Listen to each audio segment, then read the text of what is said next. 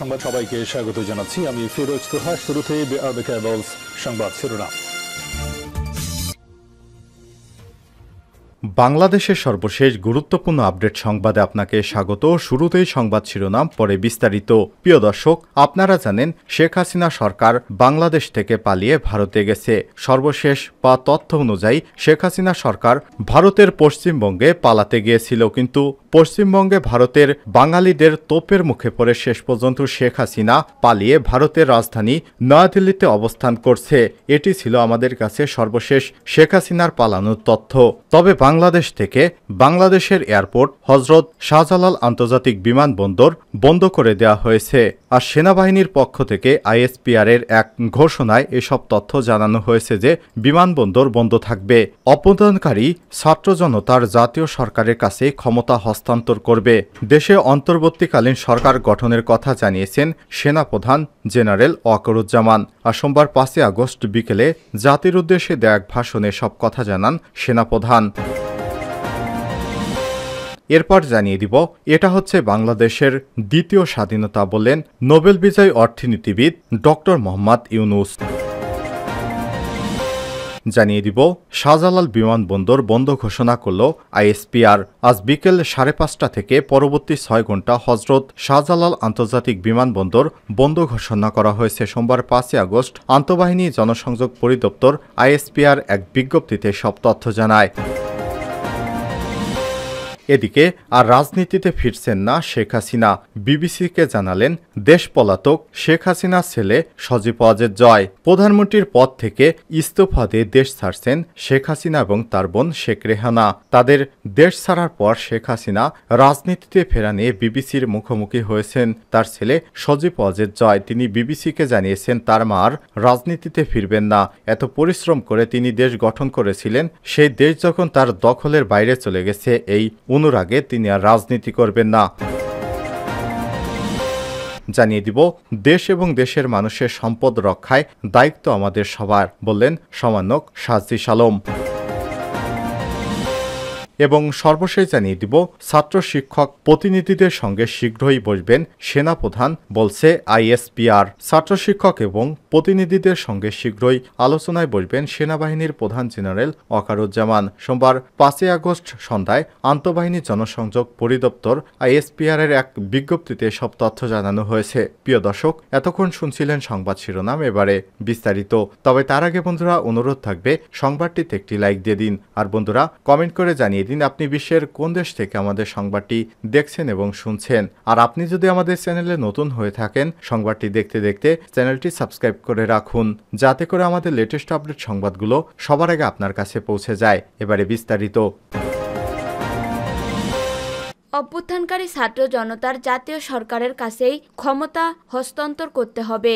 অন্তর্বর্তীকালীন সরকার গঠনের কথা জানিয়েছেন সেনাপ্রধান জেনারেল ওয়াকারুজ্জামান। সোমবার 5 আগস্ট বিকেলে জাতির উদ্দেশ্যে দেয়া ভাষণে তিনি একথা জানিয়েছেন। সেনাপ্রধানের এমন বক্তব্যের পর বৈষম্যবিরোধী ছাত্র আন্দোলনের পক্ষ থেকে সমন্বয়ক মোহাম্মদ নাহিদ ইসলাম ও আসিফ মাহমুদ গণমাধ্যমে একটি বার্তা পাঠিয়েছেন। এতে তারা বলেন, অভ্যুত্থানকারী ছাত্র নাগরিকের প্রস্তাবিত অন্তর্বর্তীকালীন জাতীয় সরকারের কাছেই ক্ষমতা হস্তান্তর করতে হবে। এর বাইরে কোনো সরকার মেনে নেওয়া হবে না। বিবৃতিতে বলা হয়, ফ্যাসিস্টেড খুনিদের বিচার বাংলার মাটিতে করা হবে, পালানোর সুযোগ দেওয়া হবে না। এতে আরও বলা হয়, সন্ধ্যার মধ্যে নিরাপদ ব্যক্তি, রাজবন্দী এবং গুমকৃত ব্যক্তিদের মুক্ত করতে হবে। বিবৃতিতে সমন্বয়করা বলেন, শুধু হাসিনা সরকারের পদত্যাগ নয়, ফ্যাসিবাদী ব্যবস্থার বিলোপ করে নতুন বাংলাদেশ ও রাজনৈতিক বন্দোবস্ত বিনির্মাণ করা হবে। চূড়ান্ত বিজয় ছাড়া কেউ রাজপথ ছাড়বে না। এটা বাংলাদেশের দ্বিতীয় স্বাধীনতা বললেন ডক্টর ইউনুস। প্রধানমন্ত্রীর পদ থেকে পদত্যাগ করে দেশ ছেড়েছেন আওয়ামী লীগের সভাপতি শেখ হাসিনা। এমন অবস্থায় দেশে অন্তর্বর্তীকালীন সরকার গঠন করা হবে বলে জানিয়েছেন সেনাপ্রধান জেনারেল ওয়াকারুজ্জামান। বর্তমান পরিস্থিতিতে ছাত্র জনতার এই বিজয়কে বাংলাদেশের দ্বিতীয় স্বাধীনতা বলে মন্তব্য করেছেন নোবেলজয়ী অর্থনীতিবিদ ডক্টর মোহাম্মদ ইউনুস। সোমবার 5 আগস্ট দ্য প্রিন্টে দেওয়া এক সাক্ষাৎকারে একথা বলেন তিনি। ডক্টর ইউনুস বলেন, বলেন, আমরা অধিকৃত দেশের মতো ছিলাম। তাদের মনোভাব ছিল একনায়কতন্ত্রের মতো, তারা সবকিছু নিয়ন্ত্রণ করত। এখন বাংলাদেশের জনগণ স্বাধীন, এটা বাংলাদেশের দ্বিতীয় স্বাধীনতা। এখন আনন্দে মেতে উঠেছে সারা বাংলাদেশের জনগণ, সব জায়গায় আনন্দ মিছিল হচ্ছে। আনন্দরত সবাইকে আমি অভিনন্দন জানাচ্ছি। শাহজালাল বিমানবন্দর বন্ধ ঘোষণা। আজ বিকেলে 5:30 থেকে পরবর্তী 6 ঘন্টা পর্যন্ত হযরত শাহজালাল আন্তর্জাতিক বিমানবন্দর বন্ধ ঘোষণা করা হয়েছে। সোমবার 5 আগস্ট আন্তঃবাহিনী জনসংযোগ পরিদপ্তর ISPR এক বিজ্ঞপ্তিতে এই তথ্য জানিয়েছেন। এর আগে আজ বিকেল 4টার দিকে এক ব্রিফিংয়ে সেনাবাহিনীর প্রধান জেনারেল ওয়াকারুজ্জামান বলেন, এখন রাজনৈতিক ক্রান্তিকাল চলছে, একটি অন্তর্বর্তী সরকার গঠন করা হবে, সব হত্যার বিচার হবে, সেনাবাহিনীর উপর আস্থা রাখেন। এদিকে সেনাপ্রধান জেনারেল ওয়াকারুজ্জামান বলেছেন, অন্তর্বর্তীকালীন সরকার গঠন করা হবে। সোমবার 5 আগস্ট বিকেল 4টার দিকে জাতির উদ্দেশ্যে দেয়া এক ভাষণে তিনি একথা বলেন। সেনাপ্রধান বলেন, রাজনৈতিক ক্রান্তিকাল চলছে, একটি অন্তর্বর্তীকালীন সরকার গঠন করা হবে, সব হত্যার বিচার হবে, সেনাবাহিনীর উপর আস্থা রাখেন।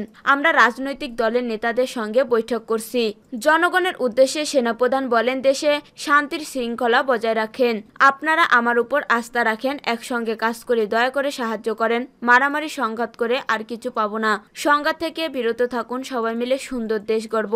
কোন রাজনৈতিক দলের সঙ্গে বৈঠক করেছে? সাংবাদিকদের এক প্রশ্নের জবাবে সেনাপ্রধান বলেন, বিএনপি, জাতীয় পার্টি ও জামাতের ইসলামীর সঙ্গে বৈঠক হয়েছে। ঢাকা বিশ্ববিদ্যালয়ের আইন বিভাগের অধ্যাপক আসিফ নজরুল ও জোনায়েদ সাকিও বৈঠকে ছিলেন। আর রাজনীতিতে ফিরছেন না শেখ হাসিনা, বিবিসিকে জয়। প্রধানমন্ত্রীর পদ থেকে ইস্তফা দিয়ে দেশ ছেড়েছেন শেখ হাসিনা ও তার বোন শেখ রেহানা। তাদের দেশ ছাড়ার পর শেখ হাসিনা রাজনীতিতে ফেরা নিয়ে বিবিসির মুখোমুখি হয়েছেন ছেলে সজীব ওয়াজেদ জয়। তিনি বিবিসিকে জানান, মা আর রাজনীতিতে ফিরবেন না।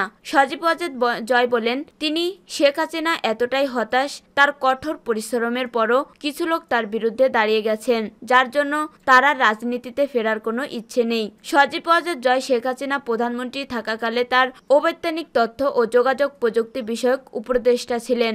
রোববার তার মা পদত্যাগ করার কথা ভেবেছিলেন বলেও জানান তিনি। দেশ ও দেশের মানুষের সম্পদ রক্ষার দায়িত্ব আমাদের সবার, বললেন সার্জিস। বৈষম্য বিরোধী ছাত্র আন্দোলনের অন্যতম সমন্বয়ক সার্জিস আলম বলেছেন, এই মুহূর্ত থেকে দেশ ও দেশের মানুষের সম্পদ রক্ষার দায়িত্ব আমাদের সবার। সোমবার সামাজিক যোগাযোগ মাধ্যম ফেসবুকে দেয়া এক পোস্টে তিনি একথা বলেন। তিনি বলেন, এই স্বাধীনতা বাংলাদেশের মানুষের, এই মুহূর্ত থেকে দেশ ও দেশের মানুষের সম্পদ রক্ষার দায়িত্ব আমাদের সবার, কারণ এসব আমাদের প্রাণের বাংলাদেশ। এর আগে সোমবার বিকেলে 4টার দিকে জাতির উদ্দেশ্যে ভাষণ দেন সেনাপ্রধান জেনারেল ওয়াকারুজ্জামান। তিনি বলেন, রাজনৈতিক ক্রান্তিকাল চলছে, একটি অন্তর্বর্তীকালীন সরকার গঠন করা হবে, সব হত্যার বিচার করা হবে, সেনাবাহিনীর উপর আস্থা রাখেন, আমরা রাজনৈতিক দলের নেতাদের সঙ্গে বৈঠক করছি। জনগণের উদ্দেশ্যে সেনাপ্রধান বলেন, দেশে শান্তি রক্ষা বজায় রাখুন, আপনারা আমার উপর আস্থা রাখেন, একসঙ্গে কাজ করি, দয়া করে সাহায্য করেন, মারামারি সংঘাত করে আর কিছু পাবো না, সংঘাত থেকে বিরত থাকুন, সবাই মিলে সুন্দর করে দেশ গড়ব। ছাত্র শিক্ষক প্রতিনিধির সঙ্গে শিগগিরই বসবেন সেনাপ্রধান, বললেন ISPR। ছাত্র শিক্ষক প্রতিনিধির সঙ্গে শিগগিরই আলোচনায় বসবেন সেনাবাহিনীর প্রধান জেনারেল ওয়াকারুজ্জামান। সোমবার 5 আগস্ট সন্ধ্যায় আন্তঃবাহিনী জনসংযোগ পরিদপ্তরের ISPR এক বিজ্ঞপ্তিতে এই তথ্য জানানো হয়। এর আগে সোমবার বিকেলে 4টার দিকে জাতির উদ্দেশ্যে ভাষণ দেন সেনাপ্রধান জেনারেল ওয়াকারুজ্জামান। তিনি বলেন, রাজনৈতিক ক্রান্তিকাল চলছে, একটি অন্তর্বর্তীকালীন সরকার গঠন করা হবে, সব হত্যার বিচার করা হবে, সেনাবাহিনীর উপর আস্থা রাখেন, আমরা রাজনৈতিক দলের নেতাদের সঙ্গে বৈঠক করছি। জনগণের উদ্দেশ্যে সেনাপ্রধান বলেন, দেশে শান্তি শৃঙ্খলা বজায় রাখুন, আপনারা আমার উপর আস্থা রাখুন, একসঙ্গে কাজ করি, দয়া করে সাহায্য করেন, মারামারি সংঘাত করে আর কিছু পাবো না, সংঘাত থেকে বিরত থাকুন, সবাই মিলে সুন্দর একটা দেশ গড়ব।